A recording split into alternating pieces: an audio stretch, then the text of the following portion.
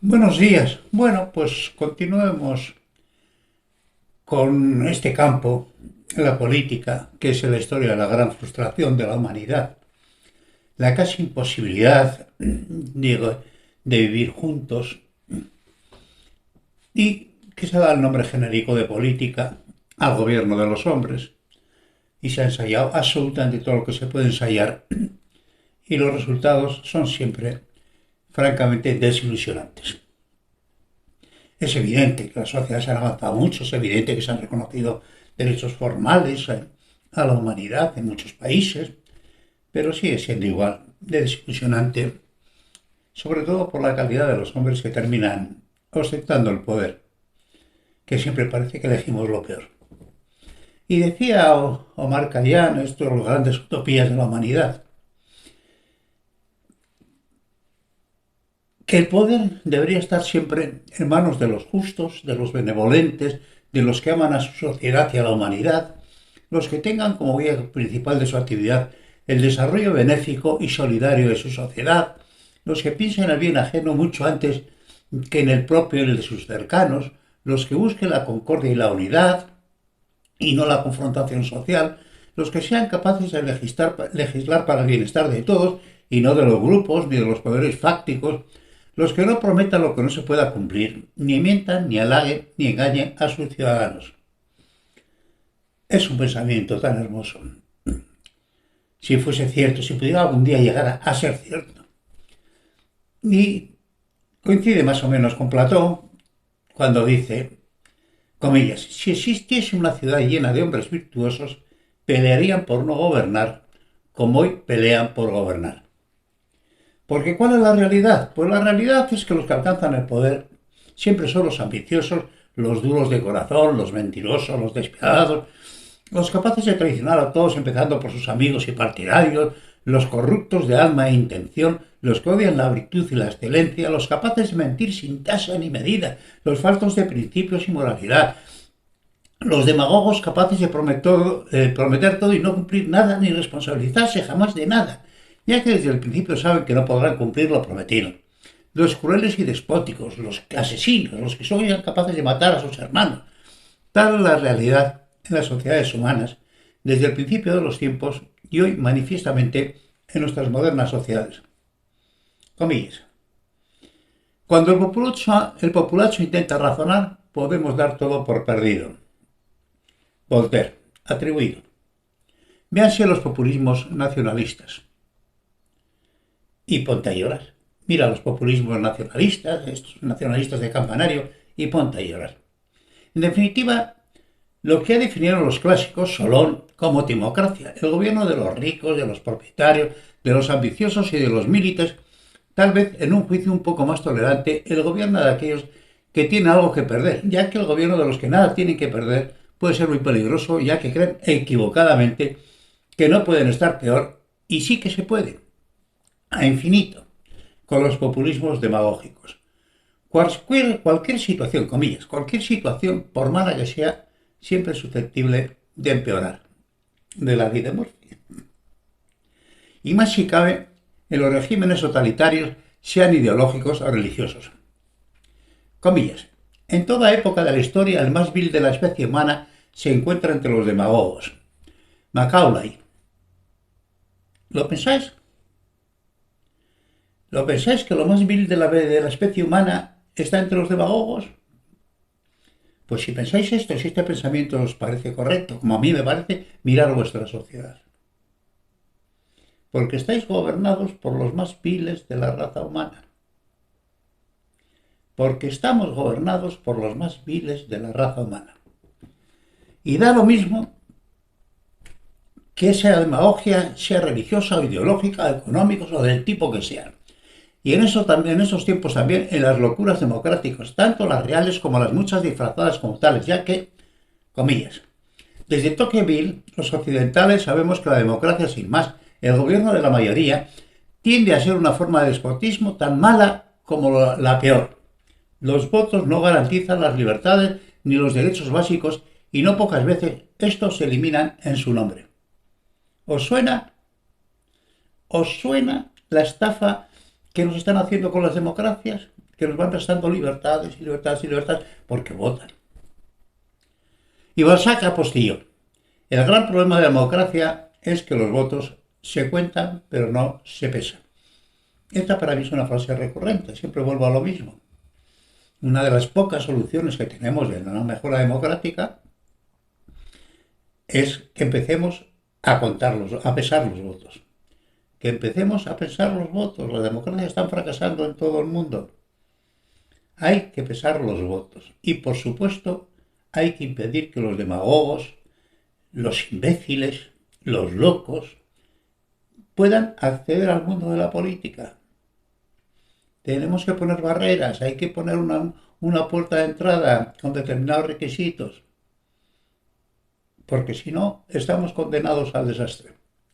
Saz y Escartín reflexiona sobre estas ideas y dice: pocas palabras han despertado tan generosas ilusiones como las que expresa la palabra democracia. Pocas también han producido tan amargos desengaños. La era de la democracia iba a ser el reinado de la justicia, del bienestar general, de la paz entre todos los pueblos y la armonía entre todos los seres humanos. Nada de esto ha sido. Y si las modernas democracias no cambian sus principios y sus leyes a otro superior nivel de responsabilidad moral y social, nada de esto será.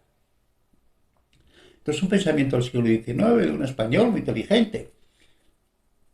No cambiará nada como no cambiemos las formas de entender la democracia. Algo parecida meditaba Fernández Villaverde a finales del XIX. El voto igual para todos, solo hombres en esa época, además solo hombres, eso llegará a ser, a medida que adquiera conciencia a sí mismo, el reinado de la multitud ignorante. Joder. Hoy, en el mundo en general, y yo lo que estoy viendo más de cerca, lo de España, es el reino de la multitud ignorante. De esa multitud que te da vergüenza que pertenezca a tu misma nación. Pues en esto estamos. Este es el fracaso de las democracias en el mundo. Porque es el reino de la multitud ignorante. Y esto tiene pocas soluciones. Tiene que haber una educación de otro nivel absolutamente distinto y superior con respecto a las responsabilidades cívicas y sociales de la gente, de cada uno de nosotros. Comillas. Ni la inteligencia, ni la riqueza, ni la educación, ni ninguna superioridad alcanzará representación propia en democracia. Comillas. Ni la inteligencia, ni la riqueza, ni la educación, ni ninguna superioridad alcanzará representación propia.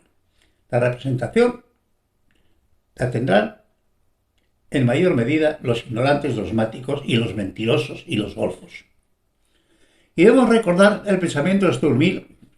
Comillas, el verdadero interés de las democracias es dar a todas las clases la fuerza necesaria para hacer prevalecer la razón, pero jamás para prevalecer sobre la razón. Os lo repito. El verdadero interés de las democracias es dar a todas las clases la fuerza necesaria para hacer prevalecer la razón, pero jamás para prevalecer contra la razón. Yo no sé si soy uno equivocado, pero yo es que lo que veo es que no hay nada razonable en las sociedades humanas, ni al contrario. Yo lo que veo en la clase política es cada vez más demagogia, cada vez más ignorancia, cada vez más imposición, cada vez más totalitarismo, pero desde luego no veo que estemos actuando de acuerdo con la razón. Haceros una pregunta.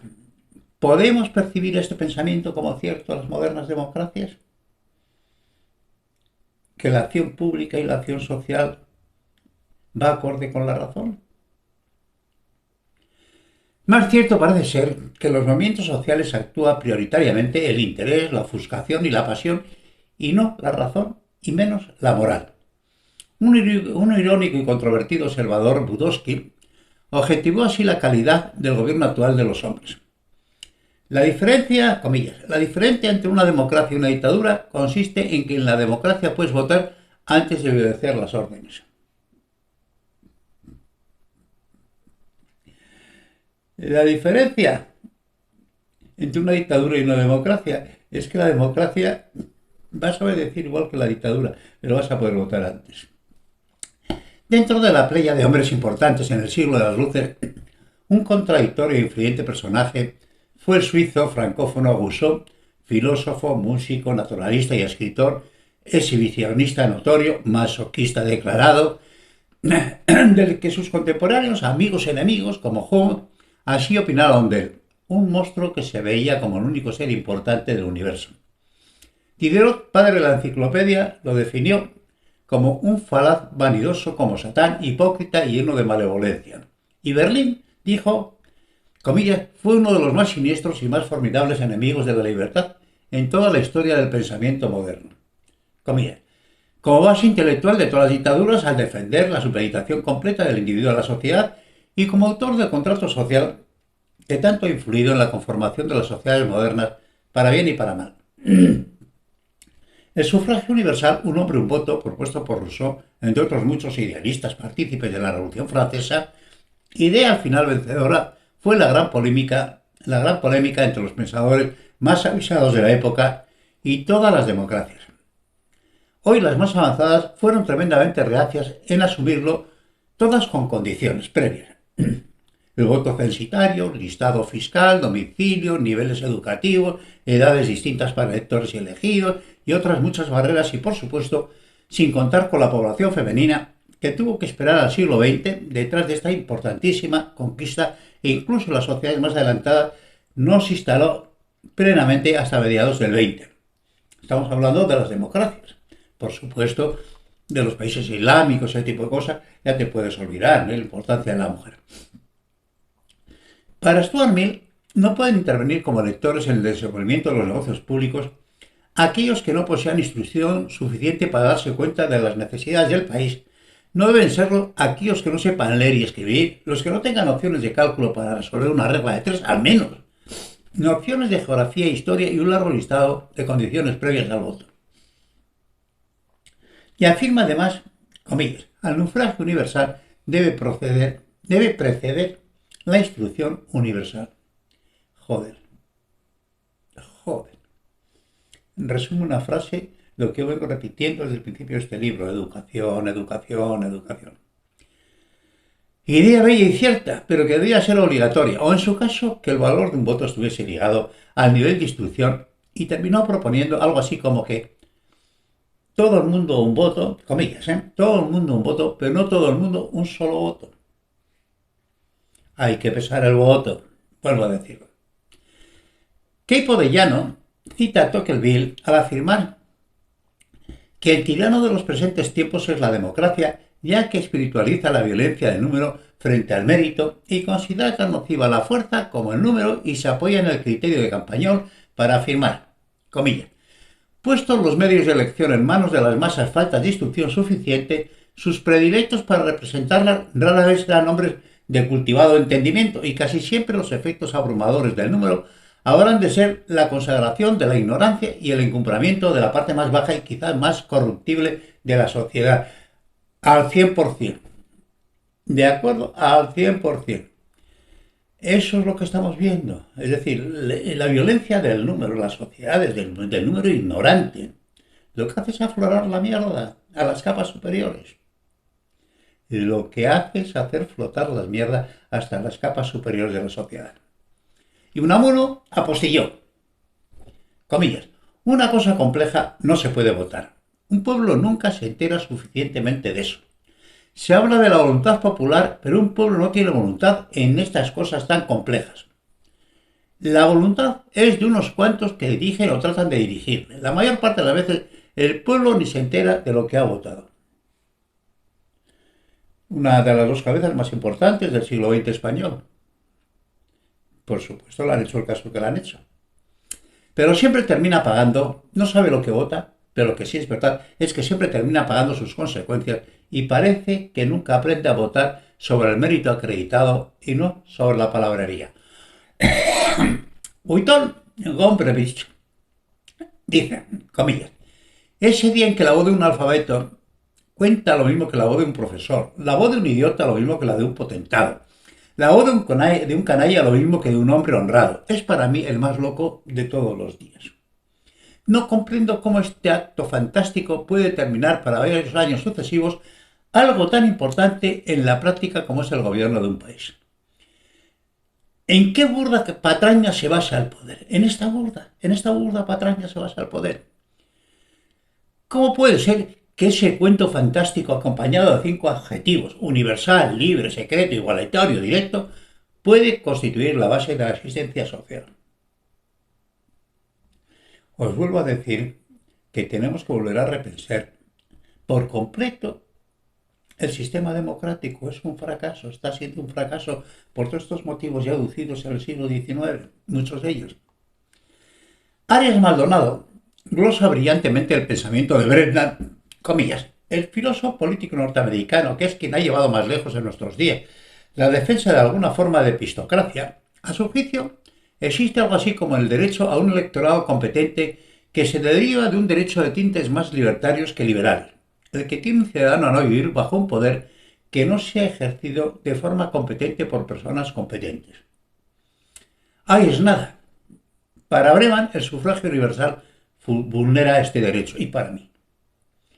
El ciudadano tiene el derecho a no vivir bajo un poder que no sea ejercido de forma competente por personas competentes. ¿Lo veis en vuestra sociedad? Yo desde luego miro, y de lo que yo veo en el mundo, desde luego, muy escasamente. De pronto hay personas extraordinarias al frente de un país y te llena de maravilla cómo lo hacen funcionar, pero no es lo general. La epistocracia es una propuesta de Brennan y es un sistema de votación vinculado al nivel de conocimiento donde tiene mayor valor el voto de los más letrados, ya que el voto de los ignorantes es similar a la de un analfabeto emitiendo un diagnóstico sobre la salud de otra persona sin ningún conocimiento científico o académico que lo respalde. Es una definición de la Wikipedia. Esta es una definición de lo que significa la epistocracia. El voto de los ignorantes es similar a la de un analfabeto emitiendo un diagnóstico sobre un tema médico sin ningún conocimiento científico o académico que la respalde. La gran debilidad, sigue diciendo, en su concepto es la gran debilidad de la democracia, es la calidad de sus votantes. El gran problema de la democracia es la calidad de sus votantes. Inevitablemente, dado los niveles educativos de la humanidad en general, los ignorantes nos ganan por goleada a todos. Y yo también soy un ignorante, quiero decir, tampoco yo estoy en la cumbre del pensamiento intelectual del mundo. Permítaseme una inclusión que es oportuna para el tema que estamos desarrollando. Estoy leyendo con placer una novela titulada El asesinato de Platón de Marco Chicot, del que ya había leído su obra El asesinato de Sócrates, lo que me ha invitado, aunque sea una repetición de ideas, de todo lo que ya he escrito en estas páginas, pero que no me resisto a incluir. Estas son mis reflexiones con respecto a ese trabajo. Es difícil ignorar el fracaso de las democracias evidenciadas desde el mismo momento de su articulación social en Atenas, denunciadas tanto por Platón como por Aristóteles, y ambos con el común pensamiento de que todas las democracias devienen inevitablemente en demagogia y en corrupción. Platón denunció una y otra vez el gran perjuicio que los demagogos habían causado a Atenas con escaso éxito. Hoy estamos en el mundo exactamente la misma encrucijada, corrupta y enfermiza donde estuvo Atenas hace 2500 años. Y lo más lamentable, ¿sabéis cuál es lo más lamentable? Que las sociedades humanas parece que somos incapaces de aprender nada. Aristóteles no le dedicó demasiado tiempo al tema, pero Platón toda una vida. Se le puede considerar el creador de la teoría política. La mayor parte de su obra filosófica fue la desesperada búsqueda del mejor sistema de gobierno posible, justo y razonable, que pudiera proporcionar el mayor bienestar equitativo para todos los ciudadanos y conseguir una paz estable y duradera entre los pueblos. Y no solo en el plano teórico, también intentó hacerlo en realidad en Siracusa, con muy malos resultados. El poder, las ansias de poder, es el poder más destructivo, la enfermedad más letal para las sociedades humanas. Su idea principal era unir la filosofía con la política para ser gobernados por los mejores, los filósofos, y para contener a los demagogos cuya nefasta y corrupta gestión social era más que evidente en aquellos tiempos como lo es en los tiempos actuales, y para intentar evitar los peligros derivados de la ignorancia a nivel social aprovechada y estimulada por los demagogos, tal como está pasando hoy. Y la necedad, la corrupción y la ambición de los malos gobernantes, tal como sigue sucediendo hoy. Estamos hablando de 2500 años.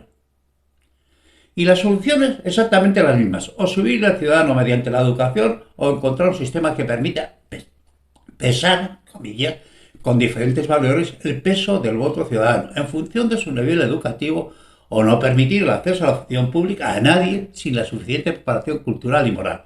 Una especie de meritocracia para poder ser candidato a debutar en la vida pública.